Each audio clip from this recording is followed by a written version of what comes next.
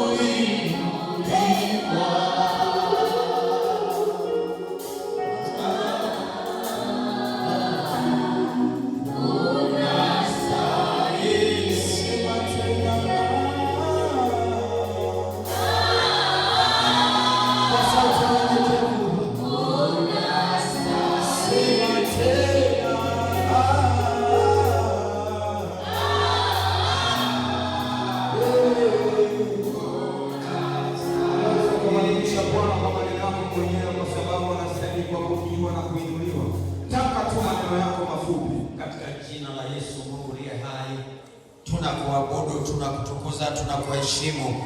Watoto wako Bwana, tunakuja mbele zako jioni ya leo. Tunatamani kukutana na mkono wako Yehova, tunatamani kukutana na uweza wako Mfalme. Tunatamani Bwana ukaseme nasi jioni ya leo. Hebu sema nami mtumwa wako nisiyestahili Bwana, na ukaseme na mkutano huu Yehova, ili sifa na utukufu tukurudishie Bwana. Ni wewe peke yako unayestahili kuabudiwa mbinguni na duniani. Mbingu na nchi zinajua ya kwamba hakuna Mungu zaidi yako Mfalme, hakuna mfalme zaidi yako, hakuna mwenye mamlaka zaidi yako, hakuna mwenye heshima zaidi yako. Ni wewe peke yako unatosha. Hajatokea mwingine wa kulinganishwa naye, hajatokea mwingine wa kufananishwa naye. Unabeba utukufu wewe, unabeba heshima wewe. Karibu Roho Mtakatifu, karibu ndani yetu Bwana.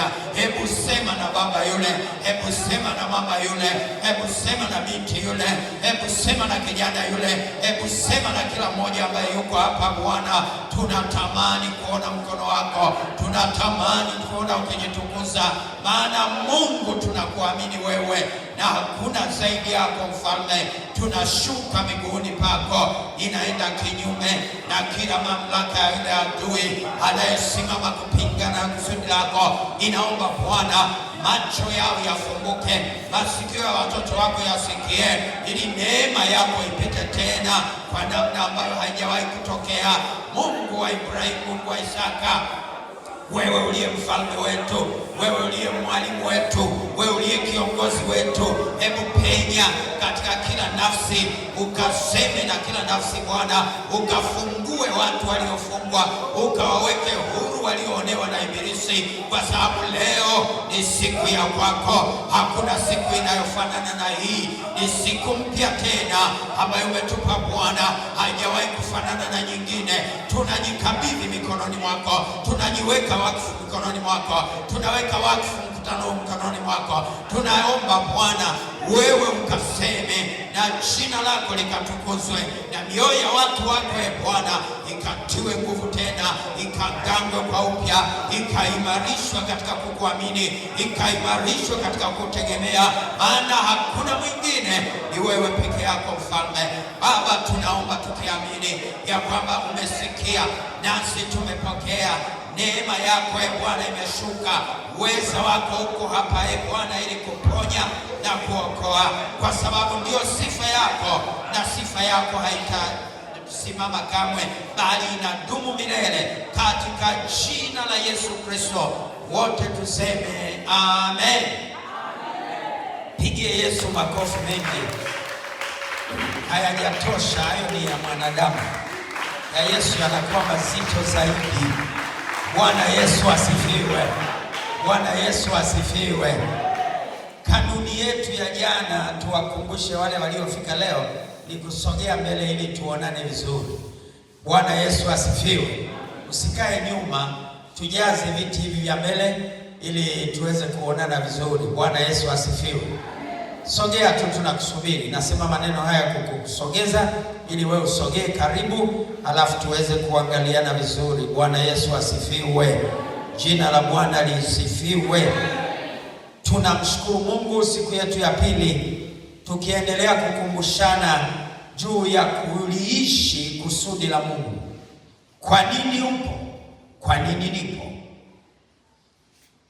Na kwa nini Mungu alikuleta duniani? Ni kwa sababu liko kusudi. Bwana Yesu asifiwe. Bwana Yesu asifiwe.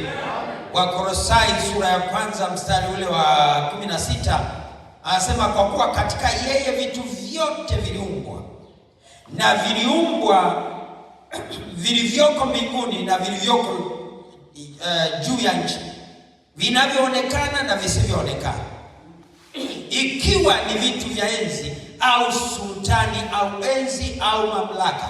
Vitu vyote viliumbwa kwa njia yake na kwa ajili yake. Bwana Yesu asifiwe. Bwana Yesu asifiwe. Wangapi walikuwepo jana? Na wangapi wamefika leo? Kawaida ya mkutano huwa kunabadilika. Bwana Yesu asifiwe. Karibu sana wewe uliyefika leo, na karibu wewe ambaye unaendelea kuwepo.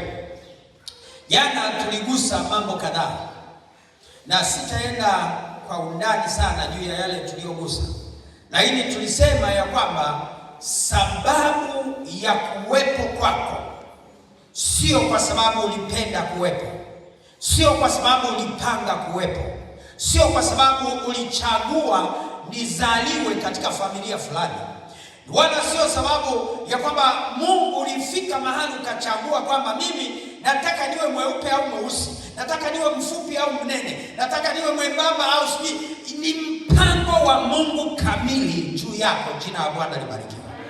Bwana Yesu asifiwe. Hakuna aliyechagua. Kama ingekuwa uchaguzi kila mtu angechagua, lakini hakuna aliyechagua. Mwingine anaweza kafikiri ni jambo jepesi, lakini jambo hili ni la muhimu sana Mkristo kufahamu.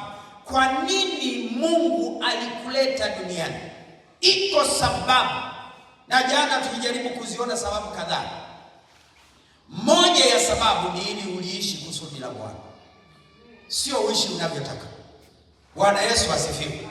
Lakini tukagusa kitu kimoja muhimu sana, tukasema njia pekee ya kuliishi kusudi la Mungu ni kuokoka. Bwana Yesu asifiwe. Kama hujaokoka, bahati mbaya sana hujaishi kusudi la Bwana, kwa sababu bila kuokoka huna mkono wa kupokelea wokovu. Kinachokusaidia kupokea kusudi la Bwana ni maisha ya wokovu. Bwana Yesu asifiwe. Bwana Yesu asifiwe. Na tukagusa vitu vingi, tukasema wapo watu wanaoamini, sio sisi tu, na wengine wanaamini akishabatizwa ameokoka. Usifikiri ni mchezo namna hii. Kuokoka ni gharama. Bwana Yesu asifiwe. Kuokoka ni gharama. Paulo mtume alifika mahali akasema, vyote vilivyokuwa faida kwangu nilivihesabu kama mavi kwa ajili ya uzuri ulio ndani ya Kristo, ili nimpate Kristo. Unajua, sikiliza, iko gharama ambayo lazima uichukue katika kufanya maamuzi ya kuishi maisha ya utakatifu. Na sisi wengine ili tugharimu, tumegharimiwa hiyo. Jana niwaambia, mnikumbushe, nataka nianzie pale nikwambie kitu. Nikwambia, Mungu ukituona tumesimama, usifikiri hatujawahi kupita kwenye mapito. Tumepita kwenye mapito ambayo mengine hayavumiliki, na mimi najua kuna wengi wameanguka katika mapito hayo. Nakumbuka siku moja nikiwa Amerika, niko masomoni, na tuna fellowship yetu. Nilianzisha fellowship pale ya wale wa Tanzania tunao na wa Kenya na watu gani tunao, nikawa nafanya ile fellowship. Alafu ghafla siku moja mdada mmoja kutoka Kenya ambaye tulikuwa tunasoma naye akaja chumbani kwangu, na alipofika chumbani kwangu tukazungumza. Ghafla nikamwona amebadilika, akaenda akapanda kitanda changu akaniambia uje tulale. Nikaambia umechanganyikiwa. Bwana Yesu asifiwe. Ziko gharama. Haleluya, haleluya, haleluya. Kwa ajili ya uzuri wa Kristo hakuna kinachotubabaisha, hakuna sura inayotutetemesha. Tunaye Yesu aliye hai, na yeye akisimama ndani yetu, kwa sababu yeye ana uwezo. Hatuwezi kutikiswa na chochote wala lolote. Yule mdada nikamwambia, dada yangu, umechanganyikiwa, mimi nilale na wewe? Nikaambia, ninaye mke wangu mzuri na sijawahi kukosea. Halo. Unafikiri rahisi? Wako watu ambao wanaburuzwa na kiroho hicho mpaka wamechanganyikiwa, hawajui hata kwenda. Lakini sisi tulio na Kristo, tunaoliishi kusudi la Bwana, lazima tuwe na msimamo. Haijalishi unakutana na mambo ya namna gani, kila unalokutana nalo ni kwa kusudi la kukuimarisha. Yule mdada baada ya kulala kwa muda akachoka mwenyewe akaondoka. Alafu na mimi nikasema, huwezi kunishinda. Ninaye Yesu Mnazareti, yule ambaye aliniweka duniani akanileta kwa kusudi maalumu. Nimekuja kusoma, sikuja kuharibu kusudi la Bwana. Hilo nikasimama nalo. Jina la Bwana libarikiwe. Kama haitoshi, sema kama haitoshi. Kakaja kadada kakizungu kameandika kila kitu. Hafu kanasema, yani wakati wowote na saa yoyote Yaani ukiwa na shida yoyote, mimi niko kwa ajili yako. Nikasema you are doomed. Nikaambia mimi nikachomoa picha kwenye nilikuwa natembea. Unajua kuna watu wanaogopa kutembea na picha za wake zao. Kwa sababu gani? Hawana Yesu. Lakini mimi wakati ule nilikuwa na kadai kadogo, nina picha mtango. Alafu nikachomoa nikaambia look at. Nikaambia angalia. Nikaambia sijawahi kuona mzuri kama huyu. Nikaambia nenda unapoenda, fanya unachofanya, sina mkataba na mtu mwingine ni huyo. Bwana Yesu asifiwe. Bwana Yesu asifiwe. Na ungeweza kufikiri sasa huko Amerika nani angejua? Mungu anajua. Anakuona iwe mchana, iwe usiku, iwe saa moja, iwe saa ngapi, chochote unachofanya kimeandikwa na Mungu anakuona. Muulize jirani yako hapo je? Bwana Yesu asifiwe. Ukiliishi kusudi la Bwana unajua njia ya kwenda. Ukiliishi kusudi la Bwana ubabaishi na chochote, kwa sababu ndani yako huyo aliyeko ndani yako anakuwa mfalme, anakuwa kuhani, anakuwa mteule, anakuwa mwana wa Mungu aliyesafishwa na kuoshwa kwa damu yake. Jina la Bwana libarikiwe. Bwana Yesu asifiwe. Haleluya, haleluya. Usifikiri ni mtani. Kuna mambo lazima ukubali gharama. Kuna watu ambao hapa na siku hizi unashangaa. Yaani Mungu kama Yesu angetakiwa kuzaliwa leo, mimi nataka nikwambie angepita mitaa yote asingekuta bikira hata mmoja. Kwa sababu gani? Vijana wameshindwa kuliishi kusudi la nani? Na wao wanafikiri ni wajanja kuliko wote. Tena wanathubutu na kuambia wazazi, anasema nyie mmepitwa na wakati. Sikiliza, aliyepitwa na wakati ni wewe. Kwa sababu sisi tunaojua wakati, kila kusudi kwa wakati aliloliweka Mungu, tunasimama na Mungu aliye hai. Tunasimama na Mungu aliye hai. Tunasimama na Mungu aliye hai. Hatuendi pembeni wala kushoto wala kulia. Tunamjua Mungu aliye hai. Bwana Yesu asifiwe. Kale kabinti nikakatoa mkuku. Nikaambia never. Nikaambia haiwezekani na haitawezekana. Mimi nimefunga ndoa na huyu. Hebu piga picha wewe. Ingetokea kwako ungekuwaje? Kuna watu hapo biashara imeharibika.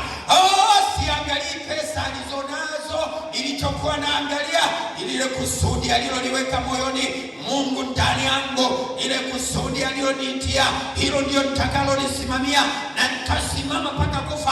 Haijalishi na pesa, haijalishi hana. Unajua kuna watu wamechanganyikiwa, ndio maana ndoa za leo haziendelei. Kwa sababu gani? Watu wanaoa na kuolewa kwa kutazama mshiko. Kama huna mshiko uowi, kama huna mshiko yani hawa wadada wanataka mtu mwenye kitu. Na wengine nakumbuka ikiwa Tabora, mama mmoja ambaye alikuwa ameolewa yuko kwenye ndoa, lakini aliacha mume wake kwa sababu ya pesa.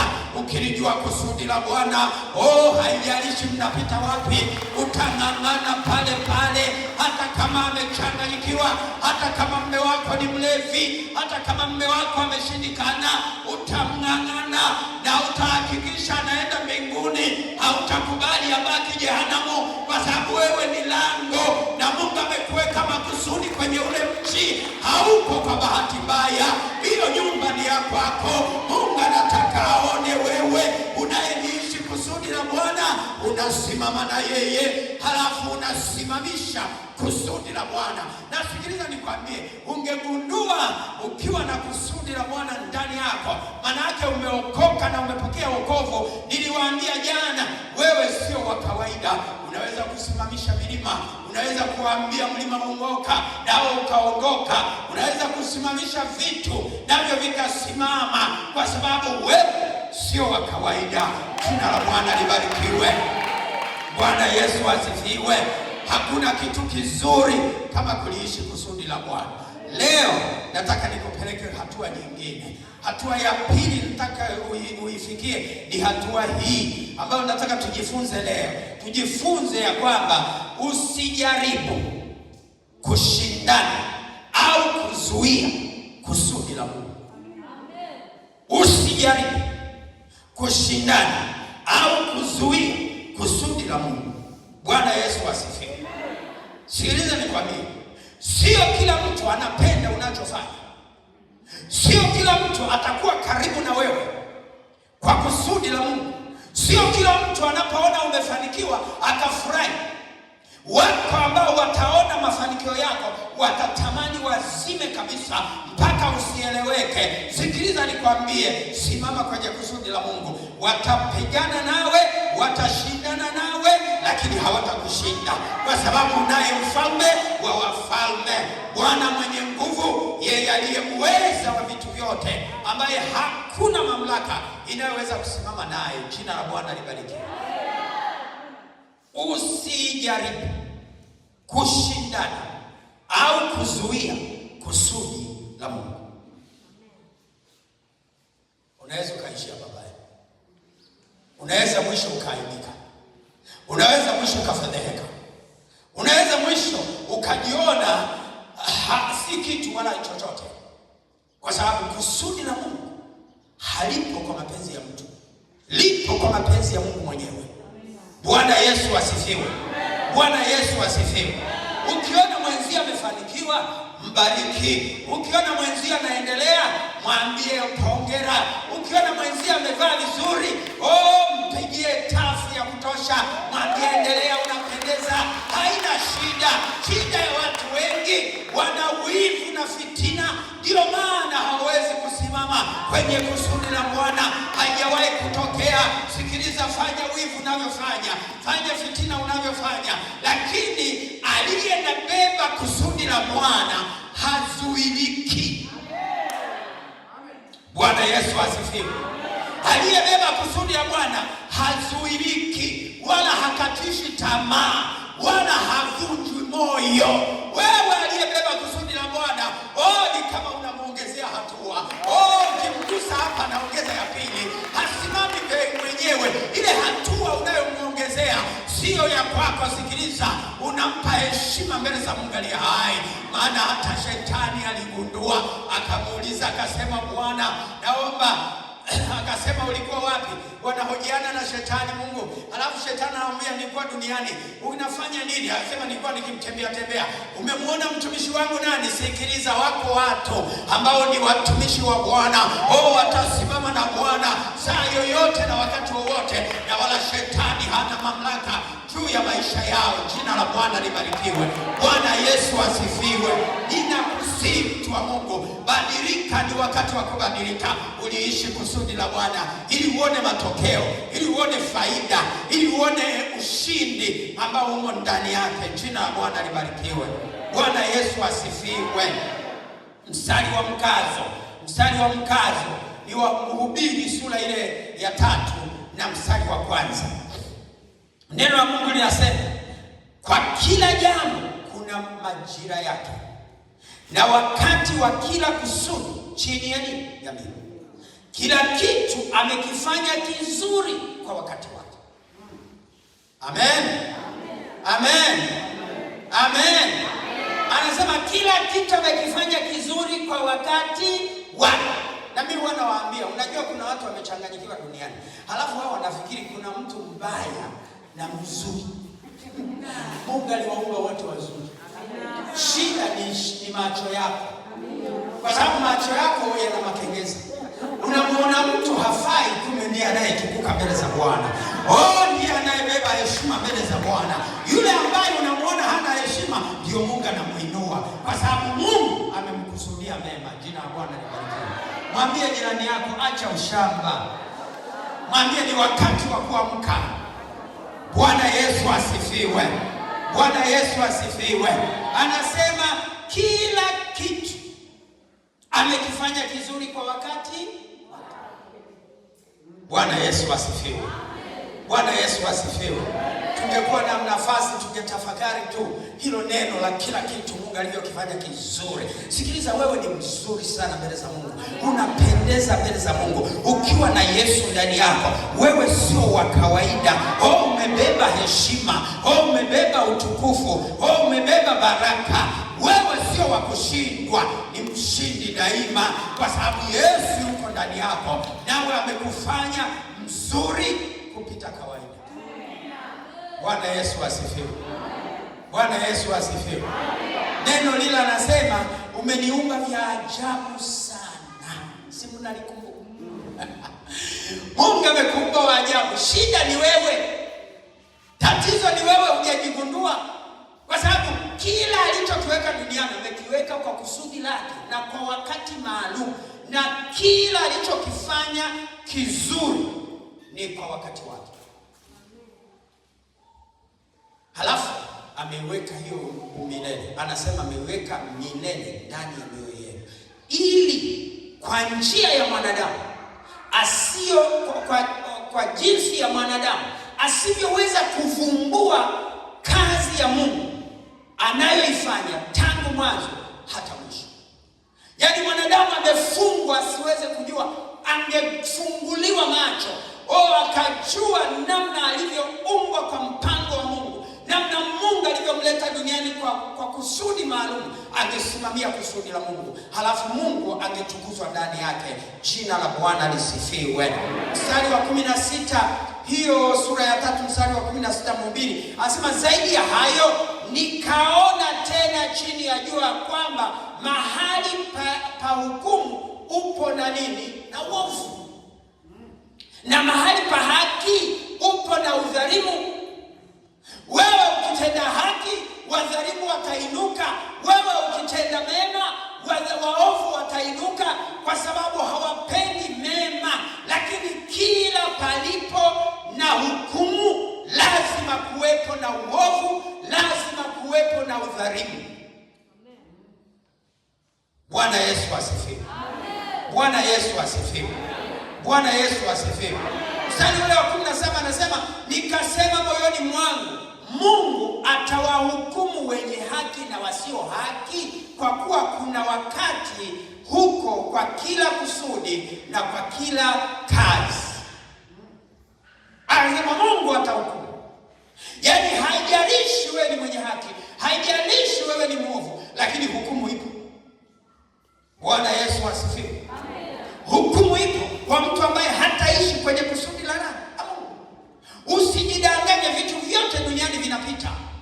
Kaa kwenye kusudi la Mungu ili uepuke hukumu, na njia mojawapo ni ya kuokoka. Jina la Bwana libarikiwe. Bwana Yesu asifiwe.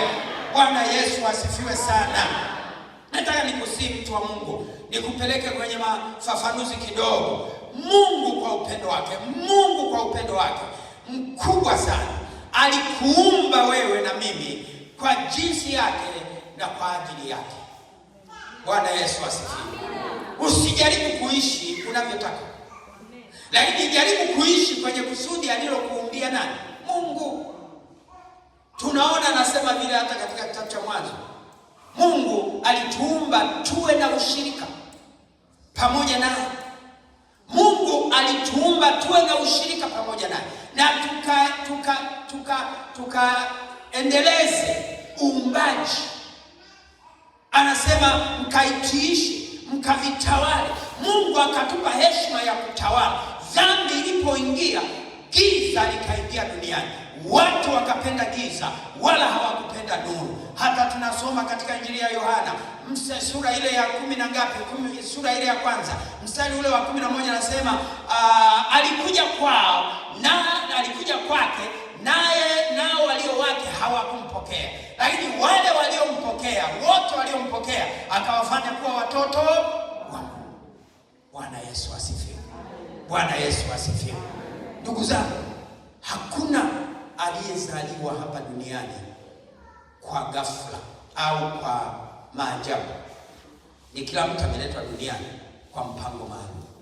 Nataka nikwambie fursa hii ya wokovu ni ya pekee sana, na ni fursa ambayo Mungu kwa huruma yake ameitoa mara ya pili. tulipewa na Adamu akaiharibu. Mara ya pili tumepewa na Yesu Kristo mwenyewe kwa damu yake aliyoimwaga msalabani, ili mimi na wewe tuokolewe, halafu tuishi kwenye kusudi la Mungu. Sasa kuna watu wamejipanga mara nyingi kupingana na kusudi la Mungu. Sikiliza, usije ukajaribu kupingana au kushindana na kusudi la Mungu, kwa sababu Mungu anakuwazia mema. Mungu hajawahi kukuwazia mabaya na hapendi uangamie. Kumbuka Yesu anawaambia katika Injili ya Mathayo sura ya 3 mstari wa 15. Yesu akawaambia, kubali hivi sasa, kwa kuwa ndiyo impasayo kutimiza haki yote. Mnajua anapoenda kubatizwa na Yohana, Yohana anasema mimi siwezi kumbatiza, alafu naye anamwambia kubali hivi sasa ili tutimize haki yote. Sikiliza nikwambie, Yesu mwenyewe aliishi kusudi la Bwana na akalazimika kupitia ubatizo. Hakulazimika kupitia ubatizo bila sababu. Sababu yake ilikuwa ni mimi na wewe tufikie mahali tuokolewe na kuwekwa huru mbali na dhambi. Bwana Yesu asifiwe. Sasa unaweza ukafikiri, kumbuka kusudi la Mungu halizuiliki. Bwana Yesu asifiwe. Lazima litimie au litimize mapenzi yake kwako na kwa wakati maalum na uliokusudiwa na Bwana. Kushindana na Mungu ni kutafuta maangamizi ya roho yako. Ni vizuri umruhusu Mungu atimize mapenzi yake juu yako, kwa sababu ndiye aliyekuleta duniani, hukujileta. Bwana Yesu asifiwe. Usije ukajutia nafasi na fursa adimu sana uliopewa ya wokovu, ambayo ni bure, haina gharama. Bwana Yesu asifiwe. Sasa nataka tuangalie, tutumie mifano ya watu ambao walijaribu kuzuia kusudi la Bwana juu ya watumishi wa Mungu walioitwa na Mungu. Nini kiliwapata? Kwa sababu kuna mahali pengine unakuta wazee wa kanisa wanachachamaa kushindana na mtumishi. Hujajua unachoshindana nacho. Sio yeye aliyejileta, sio yeye aliyejiita, sio yeye ambaye ameamua kuwepo, ni Mungu aliyemuita kwa kusudi maalum. Hata usije ukajaribu kushindana, mwisho wake utafedheka. Bwana Yesu asifiwe. Utakuja ufedheka. Mahali fulani nakumbuka huko kwetu, sio hapa, huko kwetu nikakutana na vituko ambavyo sijawahi kuona. Wazee wa kanisa wa mtaa mmoja,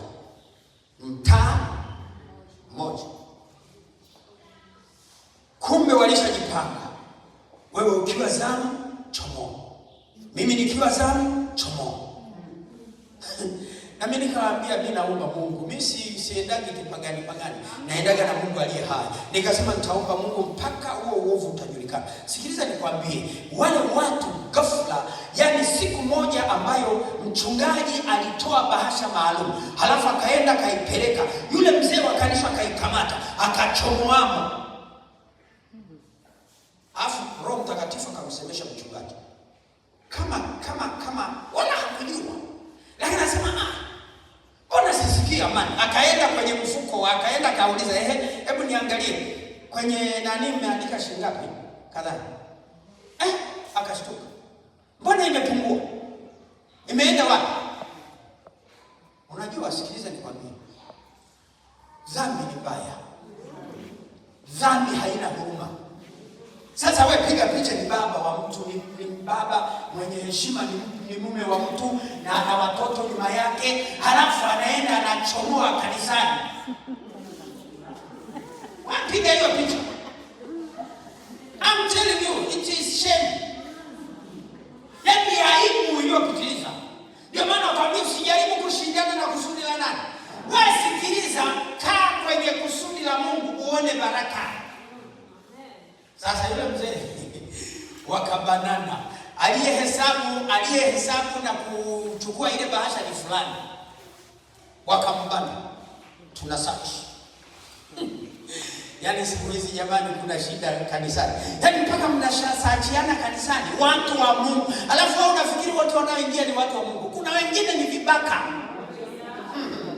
Wewe angalia tu ufikiri. Yaani unashangaa huyu baba na heshima yake. Akaambia Yesu yachukua. Unajua na hapa na kuwapa na kata na shida. Wakaamua kumkagua na wakazikuta amechukua. Bwana Yesu asifiwe. Bwana Yesu asifiwe. Bwana Yesu asifiwe. Acha kushindana na kusudi la Mungu. Yaani Mungu amekusudia kitu kwa ajili yake. Usijaribu. Utaishia pakubwa. Sasa yule mzee ikaisha hiyo, wakampangua akamuondoa uzee. Halafu mwenzake hakujifunza, lakini alikuwepo. Na yeye akafanya hivyo hivyo. Na yeye akakamata. Hasa ghafla Mungu atuhurumie. Bwana Yesu asifiwe. Nini kinatokea? Ni kwa sababu huyu mtu hajajua kusudi la kuwepo kwake. Maana angejua kusudi la kuwepo kwake, angekuwa baraka kwa kanisa. Sio jizi, sio jambazi, sio mnyang'anyi. Wewe ukisimama kama Yuda, hujawahi kuwa kama Yuda. Yuda alikuwa na kazi maalumu. Hiyo kazi maalumu ilikuwa lazima ifanyike. Wewe hujatumwa, ukombozi ulishatokea. Hakuna mwingine atakayekomboa. Yesu alishamaliza. Lakini usije ukasimama na kuvuruga kusudi la Mungu kwa sababu ya mambo yako binafsi. Yuko Mungu atakayekuhukumu. Yuko Mungu atakayesimama na wewe. Yuko Mungu ambaye hatavumilia wala hatakuacha salama kwa sababu hujajua kusudi la Mungu. Acha tumuone mfano mmoja wa Yusufu. Bwana Yesu asifiwe. Nitasimulia tu maana kisa cha Yusufu mnakijua. Bwana Yesu asifiwe. Sura ile ya 39 na mstari ule wa 23. Nduguze Yusufu walijaribu kuzuia kusudi la Mungu kwa Yusufu. Wakashindwa. Wakafanya kila njia, wakashindwa. Kila walipoweka mpango, Mungu alikuwa na mpango wa ziada. Bwana Yesu asifiwe. Mungu alikuwa na mpango wa nini? Wa ziada. Wakazuia. Sikiliza, alipopata neema akauzwa kwa Potifa. Mke wa Potifa akachanganyikiwa alipoona sura yake. Najua kuna watu kama huna kusudi la Mungu, kila unayemuona utafikiri ile anaweza kuwa wa kwako. Umechanganyikiwa wewe na mmoja tu. Bwana Yesu asifiwe. Yule mama akachanganyikiwa pamoja na heshima yake na mamlaka yake na kila kitu alichokuwa nacho. Akashindwa kuvumilia. Ninampenda Yusufu kwa sababu alikuwa analijua kusudi la Bwana. Akasema kama ni aibu, niaibike. Akasema kama ni kifungo, na nifungwe. Watu wa sasa tunaweza tukajipima kwa Yusufu. Hebu pima ya kupata ya Yusufu. Bwana Yesu asifiwe. Bwana Yesu asifiwe. Mpaka imefika mahali siku hizi kuna vibibi vizee kinabaka ka kijana katumishi kake kako nyumbani. Mungu amekaweka kwa kusudi, wewe unakabaka yako. Yusufu akasema haiwezekani. Ninalijua kusudi la nani? Akasimama na kusudi la nani? Wako wa baba ambao hata huwezi kuamini, wamefika mahali wanabaka vibinti vya kazi vilivyoko nyumbani. Sikiliza nikwambie, usijaribu kuzuia kusudi la Bwana. Iko siku utafedheheka, iko siku utaaibika. Wale ndugu zake na Yusufu wakajitahidi, wakazuia ikashindikana. Mke wa Potifa akajitahidi, akazuia ikashindikana. Wakampeleka gerezani kama vile wamempa heshima. Kule gerezani akaenda akawa mkuu, akawa ndiye mwenye maamuzi kwa sababu alikuwa na kusudi la Bwana. Huwezi kubadilisha mpango mpango wa Mungu kwenye maisha ya mtu ambaye amepewa neema na Bwana. Akipewa neema na Bwana, uwe na hakika atasonga mbele, haijalishi atapita kwenye mapito gani. Bado haitoshi kule gerezani akawa ndiye mkubwa. Sikiliza nikwambie, wanaweza kukufunga kwenye kifungo, lakini sikiliza, kifungo hakitaondoa ule utakatifu wako. Kifungo hakitaondoa ule uchamungu wako. Kifungo hakitaondoa ile heshima uliyopewa na Mungu. Wewe simama kwenye kusudi la Mungu, maana aliyekupeleka gerezani anajua alichokupelekea. Gerezani watu waliokoka kwa sababu Yusufu alikuwepo. Wengine wakaota ndoto, naye akawafungulia ndoto. Asingekuwepo asingejua, lakini yuko mfalme anakuletea mfungwa. Huenda amekuletea kibinti cha nyumbani, alafu wewe unakinyanyasa. Kumbuka ya kwamba hiyo ni neema, maana hata yule jemadari wa jeshi yule aliambiwa na mtumwa, yule mtumwa ndiye aliyempa neema. Akamwambia, kama bwana wangu ameenda Israeli, huyo bwana angekutana na mtumishi wa Mungu. Aliambiwa na mtumwa. Sikiliza, kuna wakati mwingine unapewa neema lakini unaiharibu. Lakini Yusufu alijua kusudi la Mungu, akasema haijalishi. Kule gerezani kumbe anaandaliwa kuwa waziri mkuu. Haleluya, haleluya. Wako watu wanaoandaliwa, wako watu ambao Mungu anawaandaa ili baadaye muwe viongozi, ili baadaye muwe na heshima, lakini lazima upite kwenye mapito. Kinachotakiwa ni kusimamia kusudi la Bwana, kwa sababu Mungu hakukuita kwa bahati mbaya. Hapo ulipo upo kwa mpango maalumu na kwa kusudi maalumu la Bwana. Kilichowapata ndugu zangu, sasa wanjaa imeingia. Baba yao anawatuma kwenda Misri, na mnajua hiyo story yote. Nini kinatokea? Hebu piga picha. Ni wewe uliyenifunga kamba, halafu kanitupa kwenye shimo, halafu baadaye ukanitoa ukaniuza. Ghafla tunakutanisha uso. Wewe utaomba mbingu ardhi ifunguke uingie, kwa sababu ndivyo kilichowapata. Wakatazama Yusufu alipojitambulisha kwao. Nataka nikwambie, kila mmoja aliinama. Mimi nafikiri wengine waligeuka ili waondoke, lakini hawana uwezo wa kuondoka tena. Wako mbele ya Yusufu. Mtumishi wa Mungu akawaambia, mimi si Mungu, mimi ni mwanadamu tu. Mliyatenda haya kwa ajili ya kitu kimoja, ili nije niwe baraka kwenu. Bwana Yesu asifiwe. Wakati mwingine kuna matendo unatendewa yasikupe shida. Wewe endelea kukazana, ng'ang'ana na hiyo sala unayoomba. Mwambie Mungu, sitoki magotini, kwa sababu ninakujua we Mungu, ninajua ulivyo, wala usikatishwe tamaa.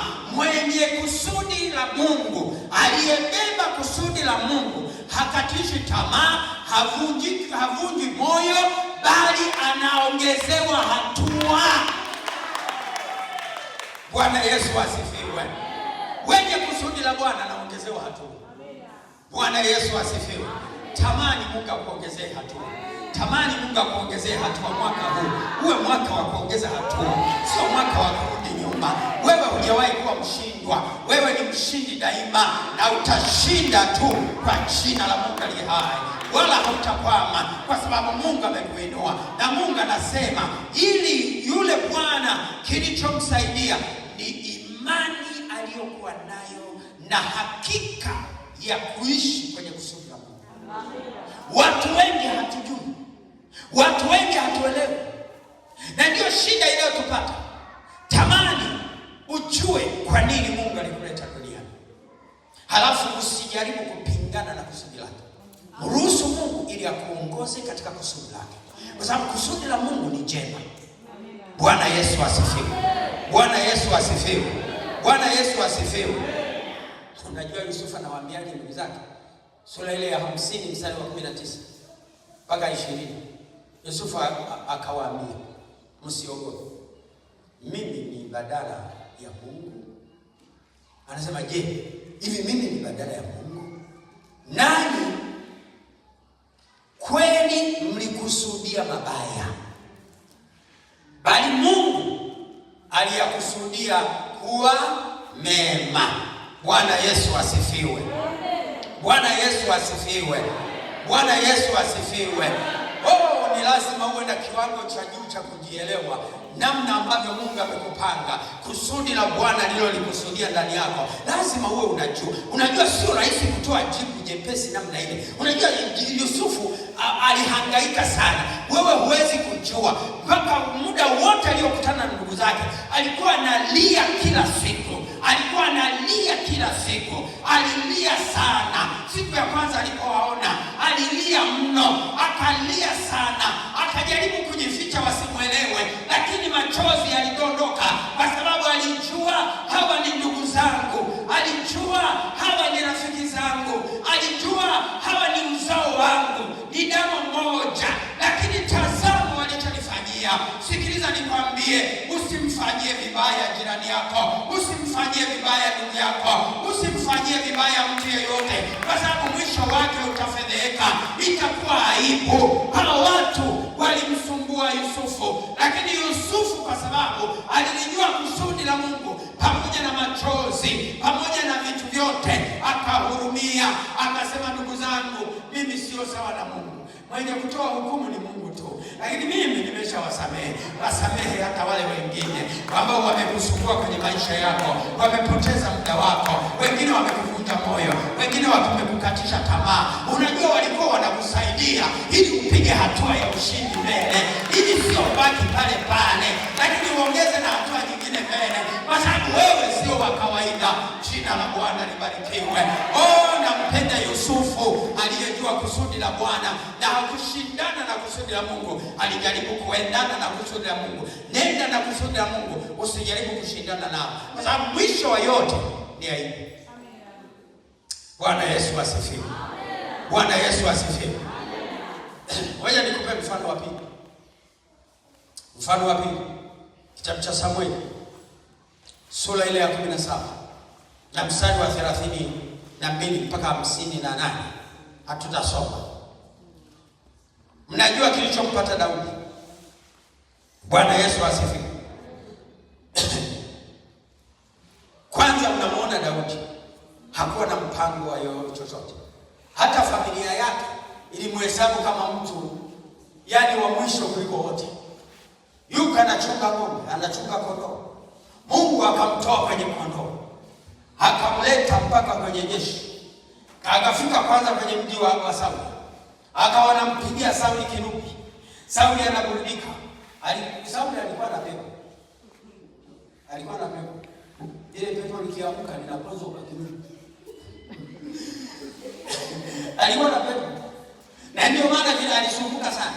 Kwa sababu wale watu walipomkataa Mungu, Mungu alisema ngoja niwape mtu wa Israeli atakayewanyoosha. Unajua kuna wakati mwingine Mungu anakupa mchungaji wa kuwanyoosha, kwa sababu wengine mmeshindikana. Kwa sababu gani? Sikiliza, Mungu huwa hakosei. Anajua wakati na muda. Anakupa mchungaji ambaye hashikiki, sio yule anayeendeshwa. Sikiliza, mchungaji akijua kusudi la Mungu anasimama kwenye mstari, alafu anawaambia nyamaza. Na hata wengine wanakasirika. Usikasirike, ndio mpango wa Mungu juu yako, ili akutengeneze, akuandalie njia, alafu uende mbinguni, usije ukawa duniani. Jina la Bwana libarikiwe. Bwana Yesu asifiwe. Daudi alijua kusudi la Bwana, halafu yote yakapita, lakini tazama, Mungu akamweka, akampa heshima ya ajabu sana. Kametoka kule, kanakuja, kanafika jeshi, kanaukuta Sauli na jeshi lake na wanajeshi wake wote maelfu wamechanganyikiwa. Hawana mtu wa kupigana na Goliath. Alafu Goliath pande la mtu. Unajua kuna majaribu wakati mwingine unakutana nayo sio ya kawaida, lakini uwe na hakika, tunaye Daudi, Yesu Mnazareti. Ukiwa ndani yako hakuna jaribu, hakuna shitaka, hakuna mamlaka, hakuna heshima, hakuna chochote, kwa sababu yeye atasimama na wewe. Bwana Yesu asifiwe.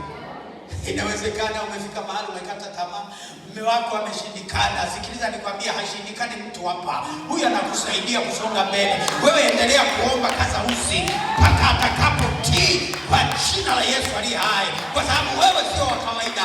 Ukiona haeleweki, wewe ng'ang'ana tu kama Daudi alivyoshikilia ile imani. Huyo mwanaume atanyooshwa tu, huyo mwanaume atanyooshwa tu, huyo mwanamke atanyooshwa tu. Hakuna aliye mbabe kwa Bwana.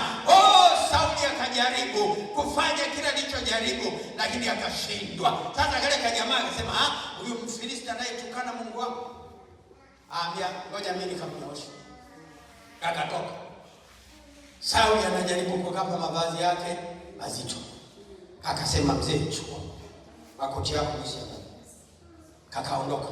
Akasema yeye ananijia kwa jina, ananijia kwa nini? Kwa mapanga na marungu. Mimi namjia kwa jina la Bwana. Bwana Yesu asifiwe. Bwana Yesu asifiwe. Akasema mimi namjia kwa jina la Bwana. Akaenda kwa jina la Bwana. Ningetamani na wewe mahali ulipo, kama kuna changamoto yoyote, iendee kwa jina la Bwana. Maana ukiwa naye ndani yako, uwe na hakika atanyoosha. Hajawahi kushindwa. Anasema kila bonde litanyooshwa, kila mlima utashushwa.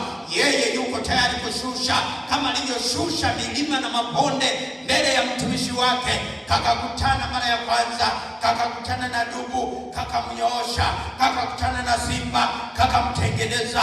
Kakasema huyu Mfilisti ambaye hajatahiriwa hawezi kusimama mbele ya Mungu wangu. Mimi siendi na mapanga, mimi siendi na marungu, mimi siendi na chochote. Akasema huyu jamaa nampiga kama ndege.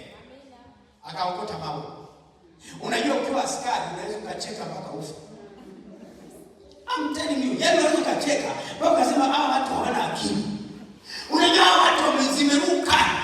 Ndio zaidi ya utakatifu hiyo. Wakati wanafikiri wewe ni weak, wewe ni dhaifu, ndio wakati Mungu anakupa nguvu, ndio wakati Mungu anakupa hekima, ndio wakati Mungu anakuongezea maarifa. Ndio wakati Mungu anakuinua. Ni wakati huo ambao wao wanakuona wewe si kitu, ndipo Mungu anapokuona wewe ni wa maana, wewe ni wa thamani, alafu anakuinua, anasema mwanangu, usichelewe, twende tu, nenda tu ukapambane na huyo, na mimi niko nyuma yako. Ndivyo alivyofanya mtumishi wa Mungu Daudi. Akaenda akaokota mawe yale, akazunguka, akajifanya kama anazunguka hivi. Unajua unapiga kandege, yani alikahesabu kama kandege. Wale watu waliona kama ni giant. Sikiliza, hakuna giant mbele za Mungu aliye hai. Hakuna mtu ambaye ni mbabe mbele ya Mungu aliye hai. Yuko mfalme wa wafalme. Yeye ndio kila kitu, mwanzo na mwisho. Amen. Alitumia mawe mangapi? Moja. Jina la Bwana libarikiwe. Bwana Yesu asifiwe. Bwana Yesu asifiwe. Bwana Yesu asifiwe. Nataka nikwambie, siku moja nakumbuka nikiwa bado niko Kigoma, wajamaa fulani wakakasirika nilipowaambia ukweli. Wakaja ili wanimalize. Na wale walipokuja kunimaliza, mimi usiku nikaamshwa na Roho Mtakatifu. Akaniambia amka uombe. Niliota ndoto kuna watu wamekuja, halafu wananikuja kupigana nami. Nilipoamka nikaomba, halafu nikalala, nikaona wamerudi. Nikaomba, nikakandamiza mpaka asubuhi. Nilipoamka mara ya tatu nasema sasa silali mpaka kieleweke. Ile asubuhi naamka saa 2 kamili. Mama mmoja ambaye alikuwa ni muombaji. Sikiliza nikwambie, wewe ukiwa muombaji, ujue Mungu anakuinulia na waombaji.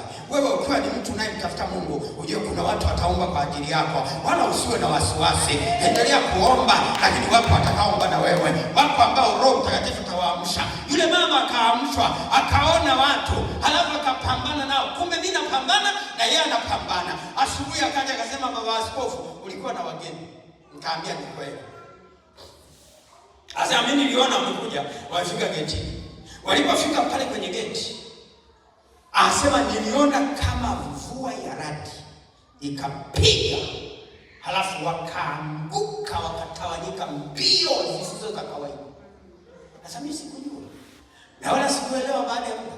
Baada ya mwaka mmoja na miezi 4, Mungu Mungu akabanana na mmoja, akamwambia sikiliza, wewe huwezi kwenda kushindana nami.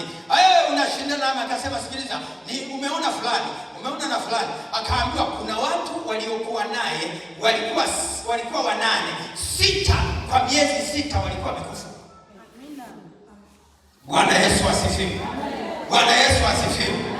Unajua Wakristo nyinyi washamba kabisa. Hamjui una kitu kikubwa, lakini shida yako ni kujiona wewe ni kama Daudi, na kumbe unaliona ni Goliathi. Hakuna Goliathi mbele ya Mungu aliye hai.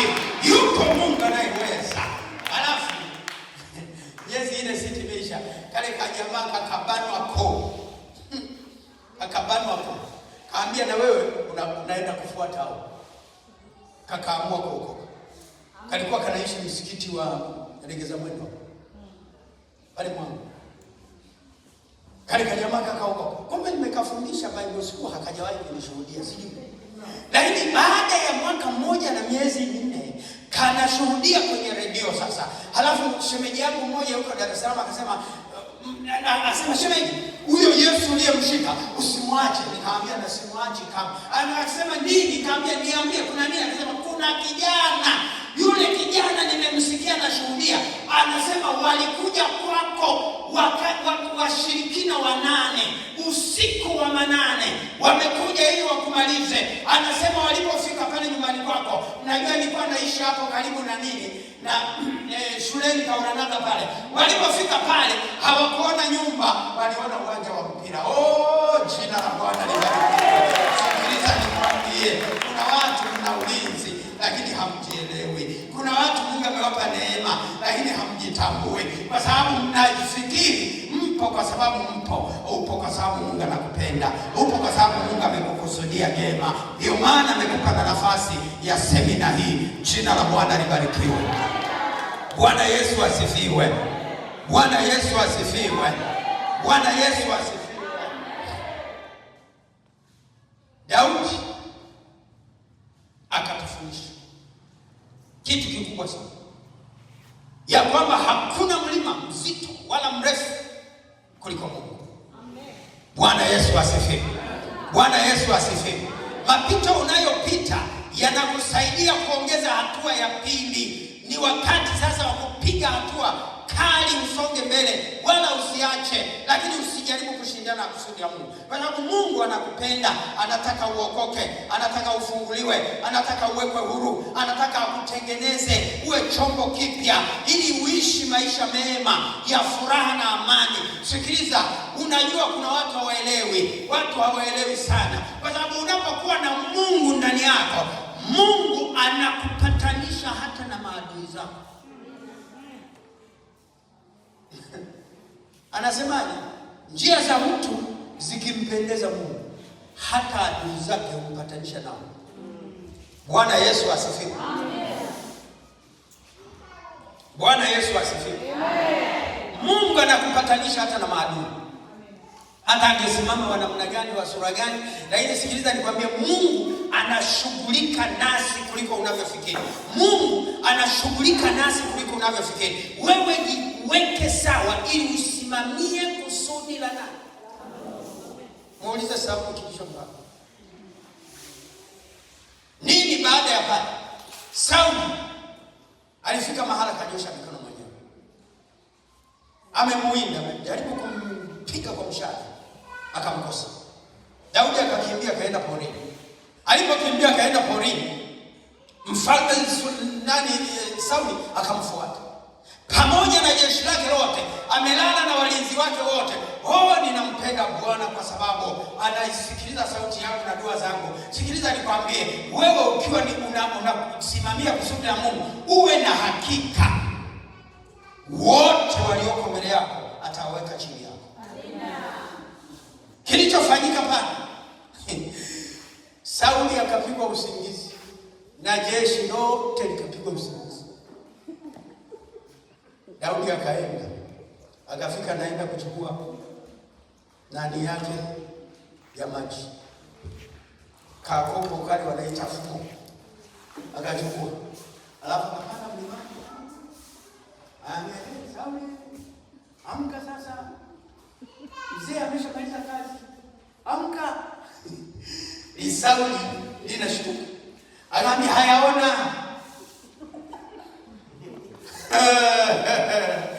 Jamaa akachanga. Acha wachanganyikiwe mwaka huu. Bwana Yesu asifiwe. Acha wachanganyikiwe mwaka huu. Wale wanaotafuta nafsi yako, wale wanaotafuta kukuinda, acha mwaka huu waisome namba. Ni mwaka wa kuisoma namba, maana mfalme wa wafalme yuko anashughulika na wewe. Wewe ni Daudi. Hebu simama kwenye imani, simama kwenye msimamo wa Bwana, ili ufanye yale yaliyo mapenzi na makusudi ya Yehova, maana ukishindana naye uko unapigana na Mungu. Bwana Yesu asifiwe. Bwana Yesu asifiwe. Ngoja nikupe mfano wa tatu, halafu tuelekee kukamilisha. Bwana Yesu asifiwe. Baba mwingine alikuwa ni mfalme Dario na mfalme Nebukadneza. Hii ilikuwa miamba, lakini Mungu alikuwa amewaweka ili kuwafundisha Waisraeli wajue yuko Mungu. Bwana Yesu asifiwe. Amen. Hawa jamaa wakafanya kosa, wakachukua watumwa. Wakachukua watumwa akina Danieli, Meshaki na Abednego. Si sawa? Wakawapeleka. Sasa unaweza kusoma ile habari mpaka unajiuliza maswali hata uelewe. Kwa sababu gani? Hawa watu walikuwa wana kusudi la nani? Na Mungu. Wakabaki kwenye kusudi la Mungu, haijalishi wako ugenini, haijalishi wako nchi ya ugeni, lakini Mungu waliyemtumikia ndio wanayemwabudu. Wakatengeneza njama, wale waliokuwa pamoja naye wakafanya kila njia. Kwanza wakaweka darasani, alafu kwenye lile darasa wakasema sisi tutawapa chakula maalum ili waweze kuwa watumishi wa Mungu. Wakasema sisi tunataka mtupikie mtama tu. Mwenye kusudi la Mungu anajua. Unajua kuna vyakula vingine unakula ni vya hatari sana. Bwana Yesu asifiwe. Wewe unadanganywa kwa chips. Ukipewa chips, nyama choma na chipsi, akili inachanganyikiwa, hujajielewa wewe. Kumbuka hicho chakula kitakumaliza. Kula chakula cha kifalme, chakula cha nini? Mtama peke yake, alafu unaishi. Maana yake ni kwamba ridhika na ulicho nacho. Usianze kuangalia vitu vingine. Mungu amekupa neema. Bado hata kwa chakula hicho utaneemeka tu. Haijalishi wao wamekula vizuri kiasi gani. Hatuwezi kufanana wote. Kuna wanaokula vizuri kila siku, lakini wewe hata ukila mboga mbele za Mungu una heshima. Kwa jina la Mungu aliye hai, acha ushamba. Ni wakati wa kuamka, kwa sababu Mungu anawatafuta wale wanaoliishi kusudi lake, ili awainue na kuwabariki, ili awaongezee uweza, ili awape neema ya kuishi. Wale watu wa kina Danieli wakasema vyakula vyenu kwanza sisi hatuli, wakagoma. Lakini walipoenda kuangaliwa na kupima, wamenawili kuliko wengine. Mwambie nitanawili tu. Bwana Yesu asifiwe. Bwana Yesu asifiwe. Mwambie shetani nitanawili tu. Hata kwa mtama nitanawili. Haijalishi ninakula nini. Ninachojua ni kimoja tu, ya kwamba kusudi lako ndilo ninalolisimamia. Na lile kusudi la Bwana siwezi kupingana nalo.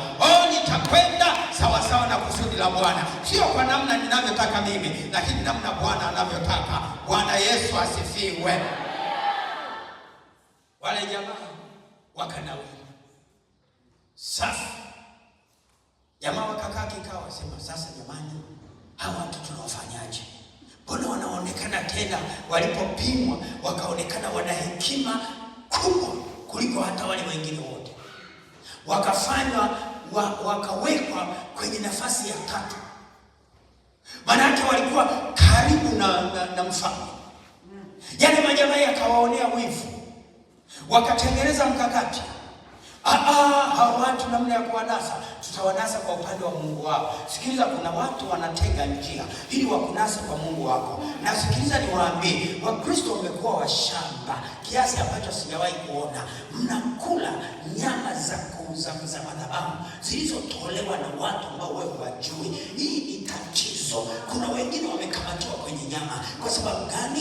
Ile nyama uliyokula, umekula nyama unaijua ina manuizi gani, ina maneno gani yaliyosema, ni lazima ukatae. Bwana, sisi hatuli nyama zilizotolewa sadaka. Hizi tunakula nyama ambazo hazikutolewa sadaka.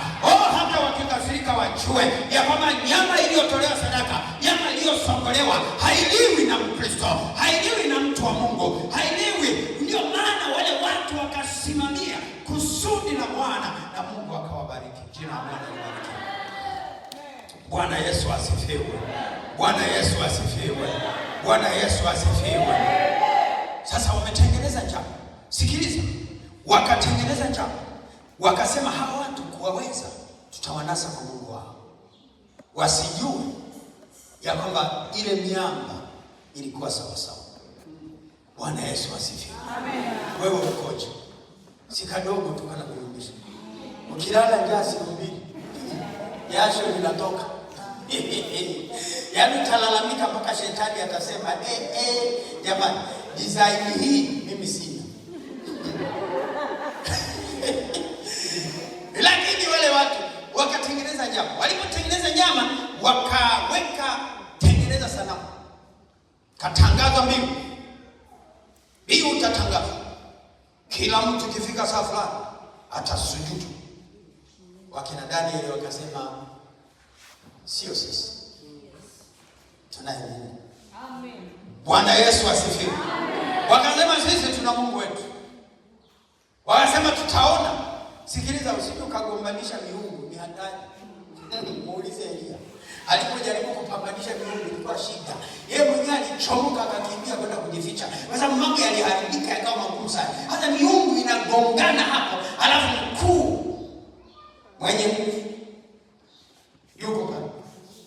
Mwisho akawaambia Elia, shuka sasa. Wakati umefika. Kila jambo lina wakati. Bwana Yesu asifiwe. Na hawa watu wakatengeneza. Halafu Meshach na Shadrach na Abednego wakawa wanasali mara ngapi? Wewe unasali mara ngapi? Bwana Yesu asifiwe. Wakawa na muda wa kusali mara ngapi? Wakawa na muda wa kusali mara ngapi? Wewe piga za asubuhi, hata hizo zenyewe za kulazimisha. Unapiga huko alafu unaamuru unakimbia kwenda kufanya shughuli zako. Wenzi walikuwa nakandamiza mara ngapi? Sasa wakajua. Alafu cha ajabu sana, walikuwa na mahali pao tena gorofani. Alafu watu wanawachungulia sana. Yaani majamaa, kumbe wale wameweka walinzi. Sikiliza, waweke walinzi, wasiweke, yuko Mungu atakayekupigania, yuko Mungu atakayekutetea, yuko Mungu atakayekuvusha. Hiyo hatua ni hatua ya ushindi zaidi, sio hatua ya kushindwa. Huko unaenda kuvuka hatua nyingine, na ile hatua itakuwa ya ushindi zaidi kuliko wa kwanza. Jina la Bwana libarikiwe. Baada ya mitego yao yote wakakwama. Walifaulu. Wakakwama. Wakawakamata. Wakaenda wakatupa kwenye tundu la nini? Alafu Mungu naye akamwambia, unajua, sikiliza nikwambie, wanaweza wakakupeleka kwenye gereza. Halafu ile gereza ukakuta wafungwa wote wanageuka kwa marafiki. Simba wakageuka kwa marafiki wa kina nani? Hata moto ukaogopa. Moto ukayeyuka. Mle ndani wao wametupa kwenye tanuru la simba, wametupa kwenye tanuru la moto, lakini wanashangaa hii Mungu ni ya namna gani? Yaani hawaelewi. Sikiliza, hakuna mapito magumu yanayomshinda Mungu, maana yeye ni Mungu na hakuna mwingine duniani. Wewe hujachua mahali pa kusimama. Simamia kusudi la Bwana ili uone utukufu wa Bwana. Simamia kusudi la Bwana ili Mungu akuinue sawa sawa. Acha kujihurumia. Acha kujihurumia. Ni wakati wa kusimama, sio wakati wa kulala lala. Ni wakati wa kumtafuta Mungu aliye hai, kwa sababu Mungu amesha Shadraka na Abednego bado ni Mungu yule yule jana na leo, habadiliki. Alifanya na anafanya, atatenda na ataendelea kufanya, kwa sababu yeye ni Mungu yule yule, habadiliki. Bwana Yesu asifiwe. Bwana Yesu asifiwe. Natamani jioni ya leo ufanye maamuzi ya busara. Natamani jioni ya leo ufike mahali ujikabidhi kwa Mungu huyu aliye hai, huyu Mungu ambaye hajawahi kushindwa, hajawahi kushindwa, ni Mungu wa pekee. Yale maandiko unaweza kuyapata katika Danieli sura ya 3 mstari wa 1 na kuendelea, lakini Danieli sura ya 6 mstari wa 7 na kuendelea. Bwana Yesu asifiwe. Bwana Yesu asifiwe. Ni mwaka ambao ungetamani usishindane na kusudi la Mungu. Wako Wakristo wengi Mungu amewatafuta kwa gharama, Mungu amehangaika nao, anatamani waokolewe, lakini wameng'ang'ana tu na misimamo yao, hawataki kubadilika. Wengine wanafikiri wao walishafika. Na sikiliza nikwambie, hasara moja kubwa ambayo utaipata ni hii, ya kwamba utasumbuka kuwa kanisani, lakini mbingu hazikujui. Itakuwa hasara. Ni bora usingekuja, bora ungekaa nyumbani kwako, bora ungekuwa tu kahaba huko, bora tu ungekuwa mlevi huko vikajulikana. Kwa sababu gani? Itakuwa aibu na fedheha. Mungu kwa huruma yake anataka usijaribu kushindana na kusudi lake. Kusudi la Mungu ni kubwa kuliko wewe. Kusudi la Mungu ni kubwa kuliko familia yako. Kusudi la Mungu ni kubwa kuliko kazi yako, biashara yako na chochote kile, kwa sababu Mungu anakuwazia mema. Isaya 45 mstari wa 9 anasema, ole wake ashindanaye na muumba wake.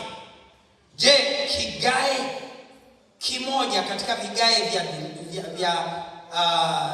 dunia, je, udongo umwambie yeye aufinyangaye, unafinyanga nini? Kumbuka Isaya 45:9. Isaya 45:9. Kumbuka, anasema humpa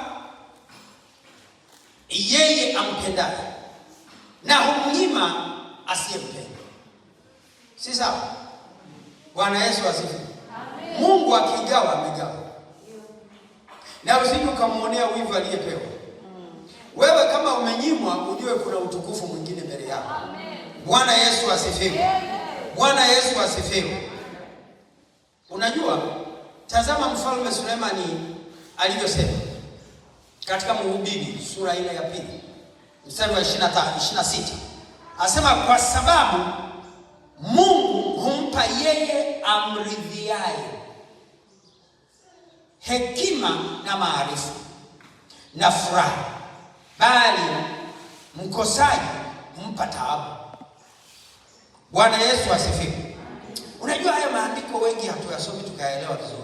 Anasema yule anayemridhia Mungu anampa, lakini mkosaji na huyu anampa furaha, huyu anampa vitu gani? Anampa. Sikiliza, Mungu akiridhika na wewe, uwe na hakika iko baraka ambayo hakuna atakayezuia. Amen. Lakini anasema yule mkosaji maana yake mwenye dhambi, anampa taabu. Amen. Amen. Sasa inabidi mahali pengine ugangamali, muulize Mungu, mbona ninapitia kwenye taabu hii? Nini unataka kunifundisha? Ili Mungu akuambie kwa nini amekupitisha. Bwana Yesu asifiwe. Amen. Anasema mkosaji anampa taabu. Sasa wewe sio mkosaji. Ukiamua kuwa na Mungu, wewe na hakika Mungu atakupa furaha. Amen. Amen. Anasema atakupa hekima, atakupa na nini? Maarifa, atakupa na nini? Na furaha. Bwana Yesu asifiwe. Amen. Tamani Mungu aachilie maarifa na furaha juu yako, kwa sababu wewe ni wa thamani, na Mungu anatamani aone unapiga hatua, sio moja, hatua nyingi, ili ufanikiwe. Bwana Yesu asifiwe. Yakobo anasema sura anasema hivi, kwa nini Mungu ampe huyu na kumnyima mwingine? Lazima ujiulize, kwa nini Mungu ampe huyu halafu amnyime mwingine? Ni kwa sababu gani? Kwa sababu kuna watu hawezi kuhendo anachowapa Mungu. Unajua Mungu akikupa, kuna watu Mungu akiwapa hela, yaani akakupa hela, Mungu anakujua. Sasa Mungu anakutazama sana, umefanya nini? Yaani hapo hapa atachanganyikiwa na kuacha kila kitu, halafu ataanza biashara za ajabu sana za kutisha. Kwa hiyo Mungu anatupima. Bwana Yesu asifiwe. Mungu anatupima na kujua, anajua huyu kiwango chake ni hiki. Kuna viwango mpaka uwe umeimarika. Bila kufikia viwango Mungu anakupa kidogo. Sasa kwa nini Mungu ampe huyu na amnyime huyu?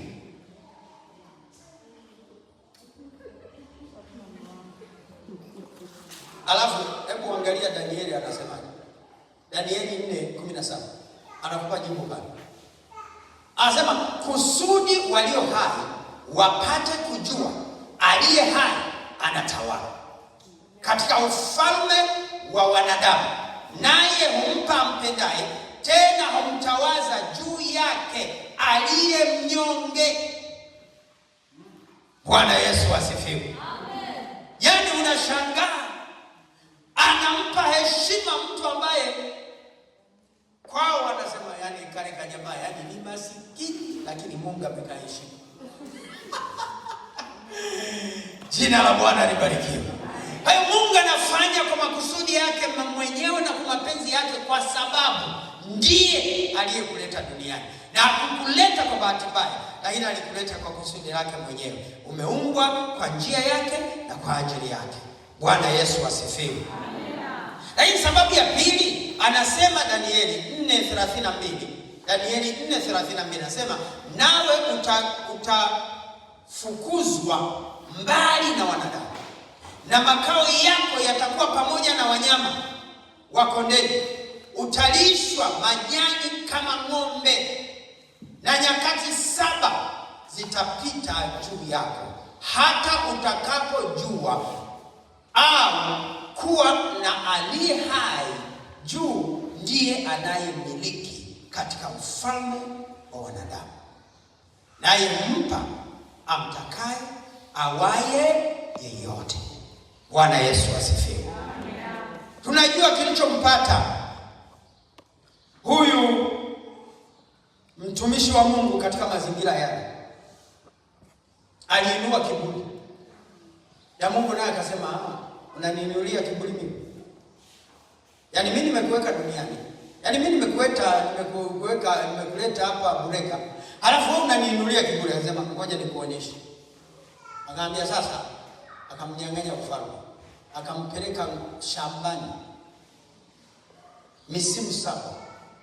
Maana yake miaka 7 anakula majani. Unajua kuna kipindi kiburi chako kikiinuka, Mungu anakushusha ili unyamaze kimya. Na hujawahi kuona watu walikuwa juu sana, lakini ghafla wameshuka, ghafla wameporomoka, vitu vyao vimeisha, halafu wanabaki hawana chochote. Acha kiburi.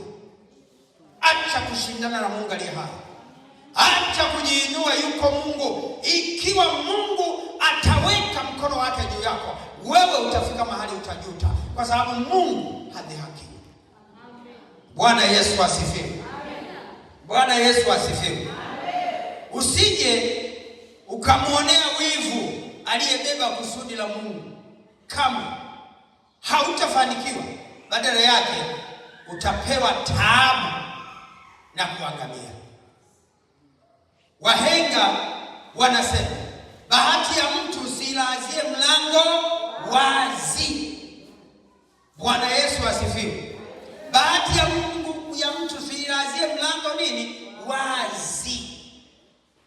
Acha Mungu ajitwalie heshima na utukufu katika kutimiza kusudi lake. Bwana Yesu asifiwe. Acha wivu. utakufikisha pabaya. Aliyebarikiwa hazuiriki wala baraka zake. Bwana Yesu asifiwe. Yako mengi, lakini unaweza ukaona Warumi sura ile ya 9. Uangalie Mungu anavyofanya. Hiyo ni habari ya Esau na nani? Na Yakobo. Mungu anaamua kumbariki nani? Yakobo mdogo, na Esau mkubwa anaambiwa Mungu anasema mimi sikupi. Kwa nini asimpe? Unajua kuna wakati mwingine sisi wanadamu tusipokubali neema ya Mungu, Mungu anaamua kutuacha. Na ukiachwa na Mungu ni hatari. Bwana Yesu asifiwe. Amen. Warumi 9 mstari wa 14 mpaka 18. Hatutasoma wote, lakini habari ile inajulikana. Anasema hivi, kwa maana kabla hawajazaliwa wale watoto, wala hawajatenda neno jema wala baya, ili isimame kusudi la Mungu la kuchagua, si kwa sababu ya matendo, bali kwa sababu ya nia yake aitaye. Aliwaambia hivi, mkubwa atamiliki mdogo, kama ilivyoandikwa, nimempenda Yakobo, bali Esau nimemchukia. Bwana Yesu asifiwe. Usijaribu kushindana na kusudi la Mungu, kwa sababu anayetoa ndiye anayejua kwa nini anatoa. Bwana Yesu asifiwe. Anasema hawa watu walikuwa hawajazaliwa wala hawajakosea lolote, lakini Mungu akawaangalia wakiwa bado mimba. Na ndio maana watu tunawaambia wamama, ukiona umepata ujauzito, anza kuombea mtoto wako, kwa sababu hujui kitakachotoka mle ndani. Anza kukandamiza kwa maombi ili Mungu asimame na wewe. Jina la Bwana libarikiwe. Bwana Yesu asifiwe. Bwana Yesu asifiwe. Jifunze hicho kikusaidie, kwa sababu unaona hao watu hakuna aliyekosea kitu, lakini Mungu alipowatazama sema Esau, asema hapa nimempenda Yakobo, lakini Esau nimemchukia. Kwa nini? Alijua hatima yake. Kwa nini? Alijua taarifa zake atakazoishi. Ndiye aliyemweka duniani. Akaona huyu jamaa ataniacha mbeleni, lakini Yakobo akambariki. Bwana Yesu asifiwe. Tuseme nini basi? Je, kuna udhalimu kwa Mungu? Neno linasema hasha. Maana amwambia Musa, nitamrehemu yeye nimrehemuye, nitamhurumia yeye nimhurumiaye. Basi kama ni hivyo, si katika uwezo wa yule atakaye, wala wa yule apigaye mbio, bali wa yule arehemuye, yani Mungu. Bwana Yesu asifiwe. Bwana Yesu asifiwe. Mungu anamrehemu mtu anaye mrehemu. Kinachotakiwa ni kujitengeneza, ubaki kwenye kusudi la Mungu. Mungu anakuona, Mungu anakujua, na yamkini anajua ya kwamba Christmas hii ndiyo ya kwako ya kubadilika. Christmas hii ndiyo ya kwako ya kuchukua hatua, kwa sababu Mungu alikuleta kwa makusudi duniani. Jina la Bwana libarikiwe. Bwana Yesu asifiwe. Nasema kwa maana maandiko yasema juu ya Farao ya kwamba nilikusimamisha kwa kusudi hili, ili nionyeshe nguvu zangu kwako, jina langu litangazwe katika nchi yote. Basi kama ni hivyo, atakaye kumrehemu umrehemu, na atakaye kumfanya mgumu humfanya mgumu. Basi utaniambia, mbona angali akilaumu? Kwa maana ni nani ashindanaye na kusudi la Mungu? La sivyo, binadamu, wewe u nani umjaribuye Mungu? Bwana atuhurumie. Jipime kwenye maisha yako, jipime kwenye maisha yako. Mungu amefanya kwa mapenzi yake. Mungu amekuweka duniani kwa mapenzi yake. Akikupa kipawa, unajua kuna watu wengine vipawa viligoma. Sasa nilienda Uingereza, alafu nikaambiwa, mwenyeji wangu tulikuwa tumekaa naye, mchungaji akaniambia, kaninong'oneza, akasema, sasa wakati mnaimba uwe makini, huyu jamaa hana chuni na lakini anaimba kama vile yani unavyoimba wewe unaenda hivi, yeye anaenda vile, lakini anamwimbia Mungu wake, haoni aibu, kwa sababu hiyo tuni ndiye aliyopewa na Mungu. Aliyemkosesha ni Mungu na aliyempa ni Mungu, lakini ana furaha na amani na anaimba bila wasiwasi. Wewe kosea tuni kwenye kwaya uone kitakachokupa. Wanakutimua asubuhi lakini ndio sauti yako. Kwa hiyo ukirudi nyuma kule, waambie sawa, nitimueni kwenye kwaya, lakini mimi nitaimba vya kwangu. Bwana Yesu asifiwe, kwa sababu Mungu anatoa kwa rehema zake, sio kwa matakwa yako, sio kwa namna ambavyo wewe unafikiri. Mungu amefanya kila jambo kwa kusudi lake. Usijaribu kushindana wala kuzuia kusudi la Mungu, utaharibikiwa. Acha mapenzi ya Mungu yasimame hata kama kwako ni shida. Mithali 19:21. Mna hila nyingi moyoni mwa mtu, lakini shauri la Bwana ndilo linafanyaje? Bwana Yesu asifiwe. Bwana Yesu asifiwe. Yesu alimchagua Yuda miongoni mwa wanafunzi na kumpa kushika fedha, ingawa alijua ni mwizi na mwenye tamaa ya fedha. Unajua kwa nini? Jibu ni rahisi, ili atimize kusudi la Mungu kwa wokovu wa ulimwengu mzima. Alikuwa lazima awepo Yuda. Bwana Yesu asifiwe. Bwana Yesu asifiwe. Na Yuda angetubu, Mungu angetengeneza mwingine, lakini Yuda hakutubu. Usiwe kama Yuda, ni wakati wa kutengeneza. Mithali 16:4. Bwana amefanya kila kitu kwa kusudi lake, na hata wabaya kwa siku ya nini? Bwana Yesu asifiwe. Walituhubiri Jumapili watoto wetu, anasema hata wabaya wapo kwa siku ya nini? Na wewe ukiona mtu mbaya yuko amewekwa karibu na wewe, ndio jirani yako, huyo ndio mjenge kuwa rafiki. Bwana Yesu asifiwe. Akifanya ubaya unarudisha wema, akifanya ubaya wewe unajibu mema, kwa sababu Mungu anataka akupime. Haleluya, haleluya, haleluya, haleluya, haleluya. Bwana Yesu asifiwe. Mungu analo kusudi. Nataka nikusihi, nikuombe sana kwamba usijaribu kushindana na kusudi la Mungu. Usijaribu wala usizuie.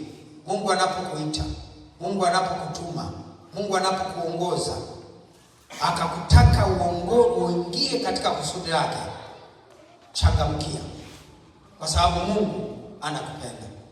Mfalme Sulemani anamaliza ujumbe wake akisema, mimi najua ya kuwa hakuna jema kwa kupita kufurahi na kufanya mema maadamu wanaishi.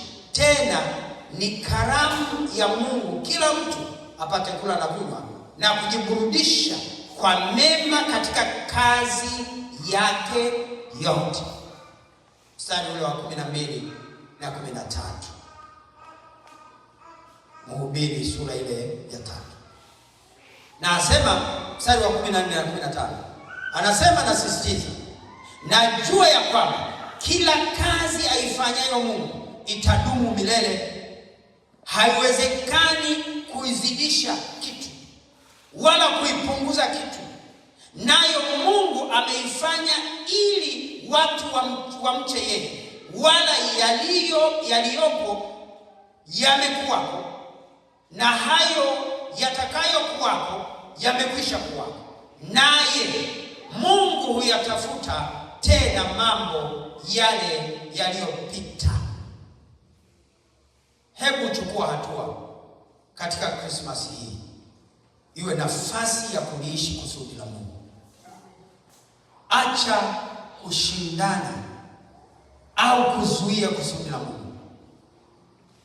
Mgeukie Mungu, mrudie Mungu, tengeneza na Mungu ili urudi kwenye mstari na Mungu atakubariki. Bwana Yesu asifiwe. Simama tuombe, itoshe. Tunaposimama kuomba, endelea kutengeneza moyo wako kwa Bwana, kwa sababu Mungu anakupenda.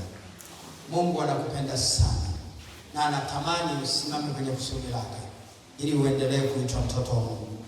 Bwana Yesu asifiwe. Bwana Yesu asifiwe.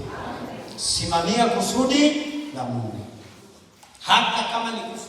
Anasema uwe mwaminifu mpaka. Nataka niombe na wewe ambaye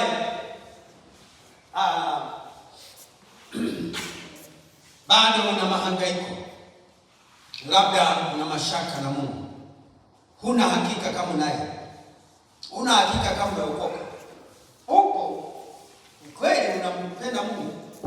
Juzi nikakutana na mtu akaniambia, baba askofu, unajua yani mimi ukusema kweli ninaomba sana. Nilienda na kwa watu mtumishi wengine wakaniombea kabisa, lakini kila nikilala ghafla kuna wakati nakuta nimepigwa chali, kuna wakati sijui nafanya. Sikiliza, kuna tundu uliotoboa. Nikamwambia Mungu hawezi kuchagua. Asema ninaomba, naamka usiku naomba. Usipoteze muda kuomba wakati hujatengeneza na Mungu. Yaani utajiumiza bure. Bwana Yesu asifiwe. Mwisho akaniambia, akasema kwa kweli sasa naona niko tayari. Nimeomba naye, hata leo nilipigia, anaendelea kuniambia, anasema baba askofu niko vizuri, naendelea kuona mtukufu. Anasema nilikuwa ikifika saa 6 kichwa kinauma, haijawahi kutokea. Anasema nikaongea naye, akasema nimegundua sasa. Kumbe kuna siku nilikwenda nyumbani, wanaishi wote wawili na mtu mmoja, na yule mtu wanashare sebule, lakini kila mtu ana chumba chake. Halafu siku nyingine akakuta kama kuna vitu vimemwagwa kule, akawa anafagia. Anasema kuanzia hapo alianza kuona shida. Sasa kaanza kwenda kwa waganga. Sikiliza, unataka kuombewa, anza na Yesu kwanza. Watu hawajagundua hiyo si. Yaani anataka tu yakumbuke, akisikia haya wagonjwa mbele amekimbia. Mungu anaweza kukuponya sawa, lakini Mungu anaweza kukuponya kwa sababu umefungua mlango, kuna tundu ambalo umeingiza nguvu nyingine, na yeye hataki kuchanganywa. Mungu ni mtakatifu. Nataka niombe na wewe, kama huna hakika kama umeokoka, uombe. Sio gogo. Jamani, situko wenyewe hapa. Bwana Yesu asifiwe. Kama huna hakika bado, huna hakika kama hivi kweli mimi nimeokoka, na unaona mashaka, sogea mbele, kwa sababu kuokoka ni hatua ya kwanza. Cha pili ni maombezi. Tunaomba sasa, tunamwambia Mungu, anang'oa na hivyo vingine, halafu Mungu anatengeneza, naweka njia inakuwa laini. Jina la Bwana libarikiwe. Karibu tuombe na wewe.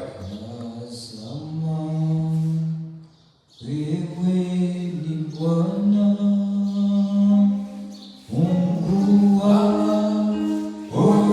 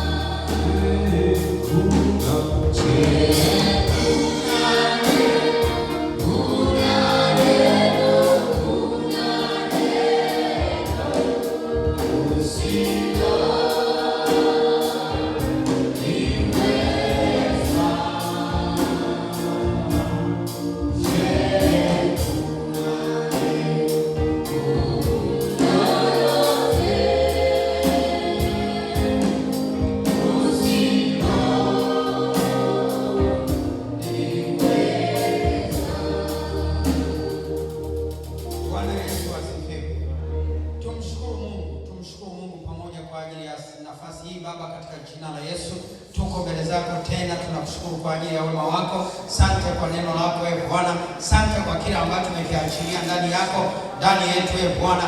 Endelea kuachilia neema hiyo, ili Mungu wema na fadhili zako viwe pamoja nasi, tuone mkono wako, tuone nguvu yako, tukusifu na kuamini wewe daima, na tuendelee kusimama katika kusudi lako, wala tusijaribu kushindana na kusudi lako Bwana, bali tuyafanye mapenzi yako, kwa kuwa ndio ikupasayo mtu. Mungu, asante kwa kuwa Mungu umefanya na jina lako limetukuzwa. Ninakushukuru na kuamini, ninakutukuza na kuheshimu, ninalibariki jina lako katika jina la Yesu Kristo. Wote tuseme amen. Amen.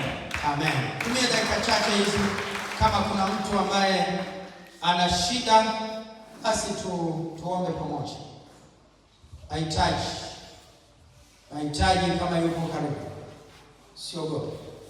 Mungu ni Mungu. Mungu anaweza. Mungu anafanya. Mungu ni mwenye uwezo. Hajawahi kushindwa.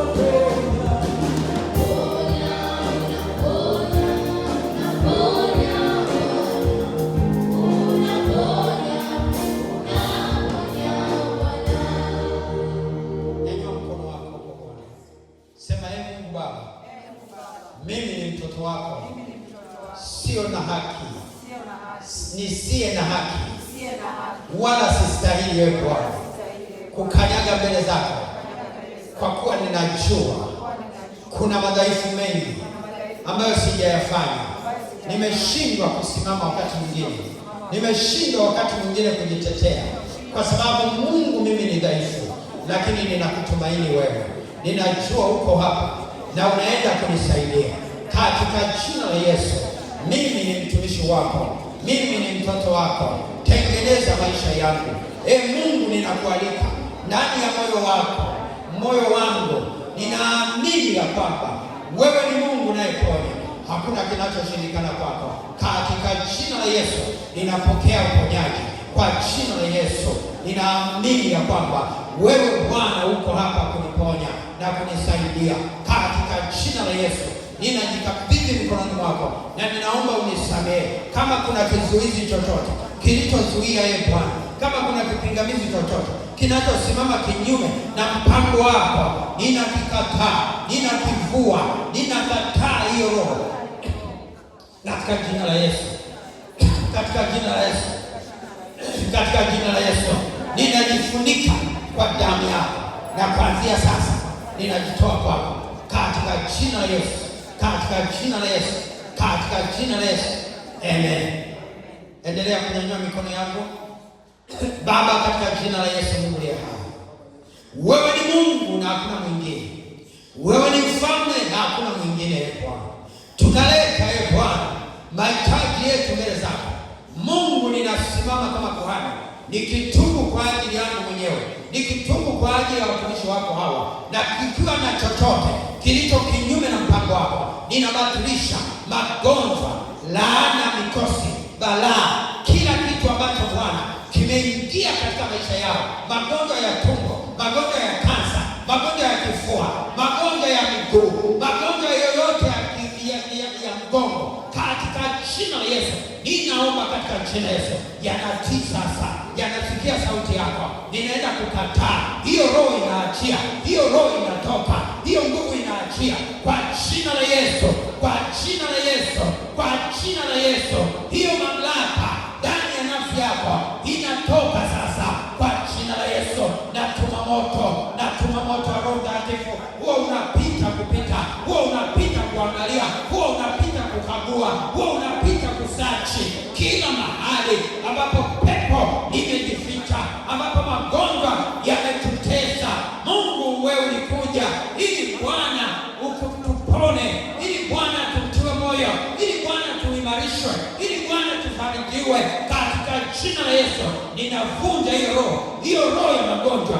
Toka, una mamlaka, toka, una mamlaka, toka, una mamlaka. Naachilia damu ya Yesu, naachilia damu ya Yesu, naachilia damu ya Yesu. Hiyo inapita, hiyo inapita, hiyo inapita.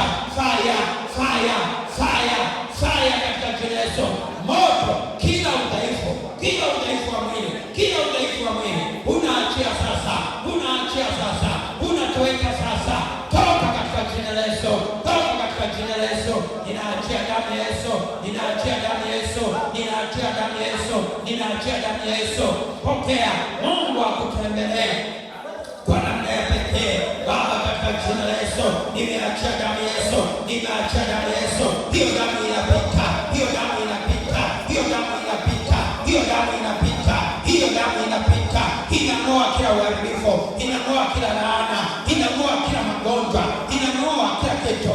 Kinaachia, kinaachia, kila kitu kinaachia kwa jina la Yesu. Moto, kwa jina la Yesu, moto. Nimefunga hiyo mamlaka, hiyo mamlaka inaachia. Toka, una mamlaka, achia Mungu katika jina la Yesu. Bwana akukemee, Bwana akukemee, Bwana akukemee. Hayo maroho ya kuzimu yanaachia sasa, yanaachia sasa, yanaachia sasa. Kila mamlaka, kila nguvu za giza, kila mapepo, kila aina ya udhaifu unaachia sasa. Magonjwa ya tumbo yanaachia sasa, magonjwa ya aina zote yanaachia kwa damu ya Yesu, yanaachia kwa damu ya Yesu, yanaachia kwa damu ya Yesu, yanaachia kwa damu ya Yesu. Asante kwa kuwa umesikia, asante kwa kuwa umefanya, asante kwa kuwa umeponya. Katika jina la Yesu ninakausha mamlaka zote za kuzimu, yale maumivu yanayotokea katika jina la Yesu Kristo ninayakausha sasa. Nyamaza kimya katika jina la Yesu, katika jina la Yesu, katika jina la Yesu, katika jina la Yesu. Ninakushukuru Bwana, maana umefanya na jina lako ni kuu. Heshima, adhama na utukufu tunakurudishia wewe katika jina la Yesu. Amen. Amen. Amen. Amen. Pigia Yesu makofi mengi. Naweza ukarudi huko unajikagua taratibu. Kisikia kuna kitu kimefanyika. Kuna uponyaji wa aina mbili. Kuna uponyaji wa papo kwa papo, yaani kuna uponyaji unaoendelea pole pole taratibu, na baada ya muda unasikia kitu kimefunguka. Bwana Yesu asifiwe. Mwamini Yesu, muangalie Yesu, mtumaini yeye, naye yuko tayari kufanya. Mungu awabariki sana, Mungu awainue, Mungu awape tena neema. Tukutane kesho kwa neema ya Bwana katika jina la Yesu. Amen.